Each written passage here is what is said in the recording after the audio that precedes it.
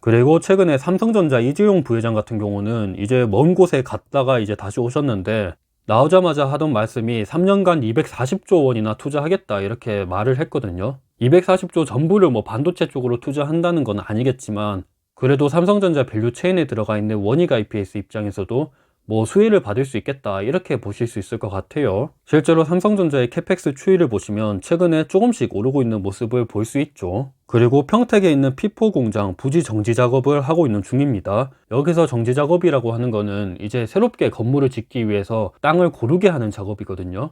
이 P4 공장은 뭐 비메모리 쪽도 들어가겠지만 메모리 쪽도 당연히 만들겠죠. 그런 점에 있어서 원익 IPS의 실적도 개선이 될 수 있다 이렇게 보실 수 있을 것 같고, 삼성전자의 P4 공장뿐만이 아니라 SK하이닉스의 경우도 작년 초쯤에 M16 공장이 만들어졌거든요.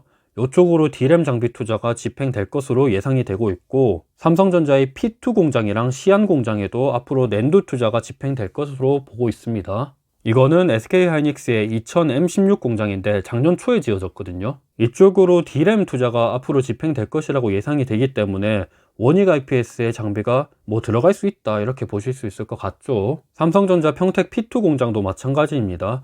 이쪽으로 낸드 투자가 집행될 것이라고 예상되기 때문에 원익 IPS의 실적도 같이 개선이 될 수 있다 이렇게 보실 수 있을 것 같고, 삼성전자의 중국 시안 공장도 마찬가지입니다. 여기 관련돼서도 낸드 투자가 집행될 수 있기 때문에 원익 IPS의 실적도 개선이 될 수가 있습니다. 앞서 말씀을 드렸던 삼성전자 평택 P2 공장이랑 P4 공장 뿐만이 아니라 올해 평택 P3 공장도 가동이 예정 중입니다. 여기 지금 짓고 있는 게 삼성전자 평택 P3 공장이거든요.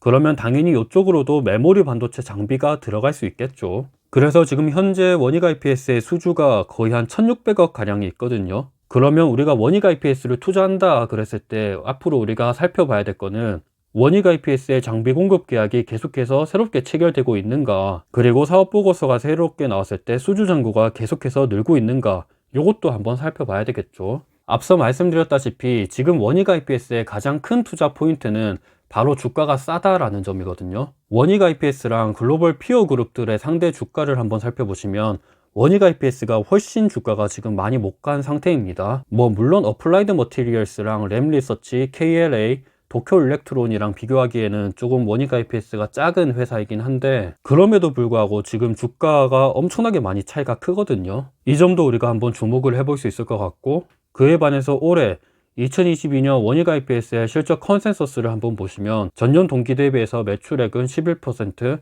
영업이익은 거의 30%, 당기순이익은 20% 증가가 예상이 되고 있습니다. 지금 메모리 반도체 기업들의 다운사이클 우려가 나오면서 원익 IPS의 주가도 최근에 많이 떨어졌는데, 지금 증권사들이 보는 실적 자체는 올해도 계속해서 개선이 될 거다라고 보고 있거든요.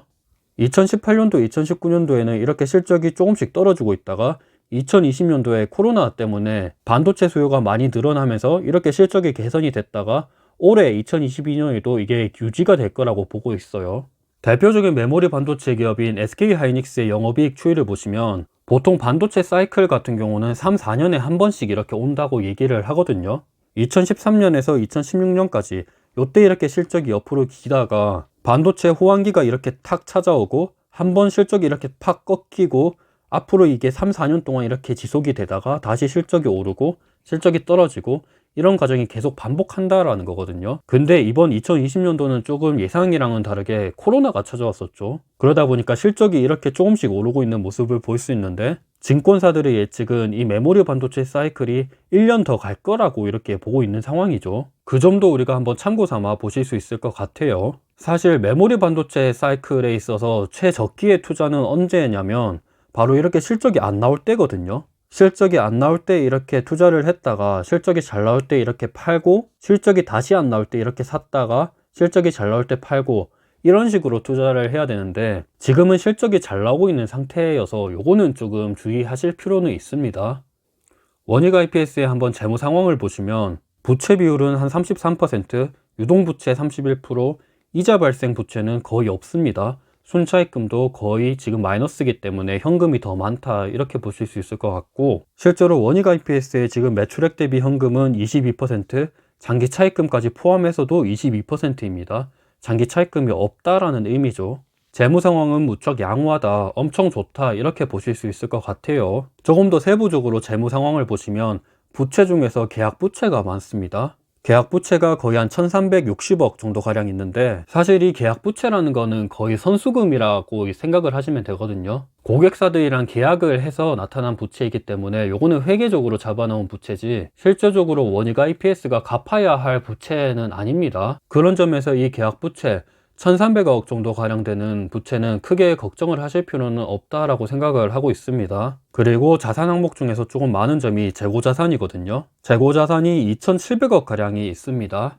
아, 재고자산이 좀 많네 이렇게 보실 수 있는데, 사실 이 재고자산도 많은 축에 속하는 건 아닙니다.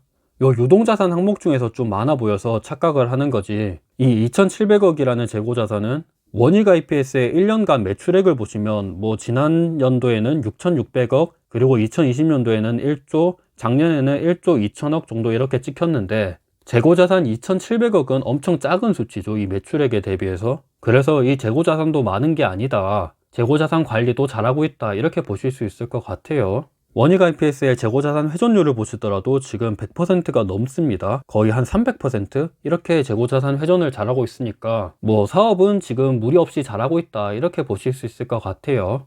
마지막으로 투자 포인트랑 투자 리스크에 대해서 간단하게 한번 정리를 해보면, 첫 번째로 PER, PBR 밴드 차트상 지금 하단에 위치해 있다라는 거죠. 현재 주가는 확실히 싸다라는 점입니다. 요게 한 가지 투자 포인트가 될 수 있다고 생각을 하고 있고, 두 번째로는 삼성전자나 SK하이닉스에서 장비 투자가 예상이 되고 있습니다. 삼성전자 평택 P2, P3, P4 쪽에서의 낸드 장비 투자가 예상이 되고 있고, SK하이닉스도 2000M16 공장에서 D램 장비 투자가 예상이 되고 있습니다. 그리고 세 번째로는 이재용 부회장이 삼성전자 대대적인 반도체 투자 발표를 했었죠. 대표적인 예시로 평택 P4 공장 부지 정지 작업이 지금 진행 중에 있습니다. 네 번째로는 조금씩 지금 반등을 하고 있는데, D램이랑 낸드, 메모리 반도체 가격이 바닥을 찍고 조금씩 올라오고 있다는 점도 우리가 주목을 해볼 수 있을 것 같아요. 그리고 다섯 번째, 마지막으로는 안정적인 재무 구조가 있습니다. 부채 비율이 적고 차입금은 거의 없습니다. 그래서 이자 발생 부채가 안 나간다라는 점에 있어서도 우리가 주목을 해볼 수 있을 것 같아요. 그렇다면 반대로 투자 리스크는 어떤 게 있냐를 살펴보시면, 첫 번째로는 글로벌 반도체 업체들이 너무 비메모리 위주의 투자를 확대하고 있다는 점이죠. TSMC나 삼성전자, 인텔 이런 기업들이 메모리 쪽보다는 비메모리 쪽으로 투자를 하려고 하는 모습이 보이고 있습니다. 이 점에 있어서 조금 아쉬운 점이라고 볼 수 있을 것 같고, 다음으로는 반도체 하락 사이클을 탈 수도 있습니다. 반도체는 대표적으로 사이클을 타는 산업이거든요. 고객사들이 한 번 장비 주문을 확 하고 장비 주문을 아예 안 할 때도 있고, 이런 식으로 계속 사이클을 타다 보니까 요거에 대한 두려움이 조금 있습니다. 특히나 비메모리 쪽보다는 메모리 쪽이 이게 워낙 강하기 때문에 요거에 대한 점도 우리가 생각을 해보셔야 되고, 다음으로는 생각보다 메모리 반도체 기업들의 설비 투자 규모가 축소될 가능성도 있습니다. 삼성전자나 SK하이닉스가 설비 투자를 하겠다라고 발표를 했지만 이 규모가 어느 정도 줄어들 수 있다는 점에 있어서도 우리가 생각을 해봐야 되겠죠. 그리고 마지막으로는 지금 주가는 확실히 싼데 그 외적으로는 뭔가 묵직한 모멘텀이 보이지 않는다라는 점입니다. 그래서 이것도 한번 생각을 해보셔야 되고, 저는 개인적으로 원희가 EPS를 투자한다 그랬을 때는 되게 기간을 장기간 생각을 하시고 투자를 하셔야 될 거라고 생각을 하고 있어요. 나는 장투에 자신이 있다, 최대한 가격이 쌀 때 사고 싶다, 이런 사람들은 지금 주목을 해봐도 괜찮다고 생각을 하고 있어요. 오늘은 반도체 기업인 원희가 EPS에 대해서 다뤘는데, 지난번에는 비메모리 쪽인 한미반도체에 대해서 다뤘고, 오늘은 원희가 EPS 메모리 쪽인 기업에 대해서 다뤘습니다. 저는 개인적으로 주가가 엄청 쌀 때 최대한 기간을 장기간을 두더라도 확실한 투자를 원하기 때문에 이런 기업들을 조금 눈여겨보고는 하는데, 사람들마다 투자 스타일이 다르기 때문에 본인 입맛대로 한번 생각을 해보시면 될 것 같아요. 여튼 오늘 영상이 어느 정도 도움이 되셨으면 좋을 것 같고, 저는 참고로 네이버 블로그도 하고 있는데 경영대 뉴턴을 검색하시면 이 외에도 다양한 자료들을 올리고 있습니다. 감사합니다.